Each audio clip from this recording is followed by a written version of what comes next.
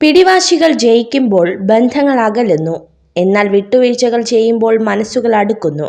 അങ്ങനെ ആയിരിക്കണം ഹൃദയത്തോട് ചേർത്ത് നിർത്തുന്ന സ്നേഹബന്ധങ്ങൾ. ഭൂതകാലത്തിൽ വസിക്കരുത്, ഭാവിയെക്കുറിച്ച് സ്വപ്നം കാണരുത്, വർത്തമാന നിമിഷത്തിൽ മനസ്സ് കേന്ദ്രീകരിക്കുക.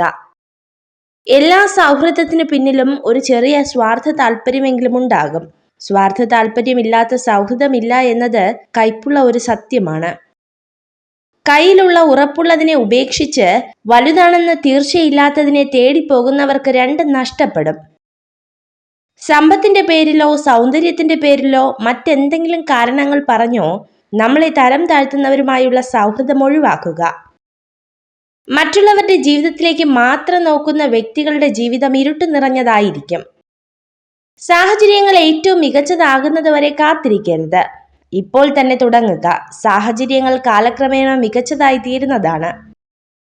പരിശ്രമിക്കാൻ മടിയുള്ളവർക്ക് എല്ലാം അസാധ്യമാണ്, എന്നാൽ പരിശ്രമശാലികൾക്ക് എല്ലാം സാധ്യമാണ്. ഓരോ നോവുകളും ജീവിക്കാൻ നമ്മെ പാകപ്പെടുത്തുകയാണ്. ഓരോ തിരസ്കാരങ്ങളും ഉയരുവാനുള്ള വാശി നമ്മളിൽ നിറയ്ക്കുകയും ചെയ്യുന്നു.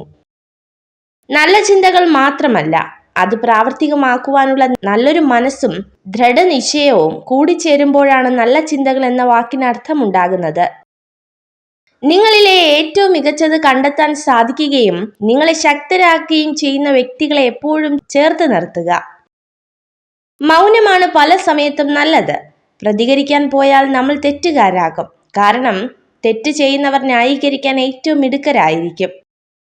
താൻ ഒരിക്കലും അതിന്റെ തണലിൽ ഇരിക്കാൻ പോകുന്നില്ല എന്ന് അറിഞ്ഞുകൊണ്ട് തന്നെ ഒരു മരം നടുമ്പോൾ അതിനർത്ഥം ജീവിതം എന്നാൽ എന്താണെന്ന് അയാൾ മനസ്സിലാക്കി തുടങ്ങിയിരിക്കുന്നു എന്നതാണ്. നിങ്ങളുടെ ജീവിതം വളരെ ചെറുതാണ്. ശരാശരി രീതിയിൽ സ്നേഹിക്കുന്നവരെ സ്നേഹിക്കുക, അല്ലാത്തവരെ മറക്കുക. സംഭവിച്ചത് എല്ലാത്തിനും ഒരു കാരണമുണ്ടാകും. നിങ്ങൾ സ്നേഹിക്കുന്ന ഒരാളെ കാണുമ്പോൾ ഒരിക്കലും പുഞ്ചിരിക്കരുത്, പകരം അവരെ ആത്മാർത്ഥമായി വിശ്വസിക്കുക.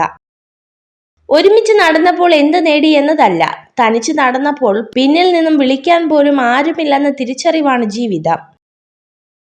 നിങ്ങൾ ഈ വീഡിയോ കണ്ടതിന് നന്ദി. ഇതുപോലുള്ള കൂടുതൽ വീഡിയോകൾക്കായി ചാനൽ സബ്സ്ക്രൈബ് ചെയ്യൂ.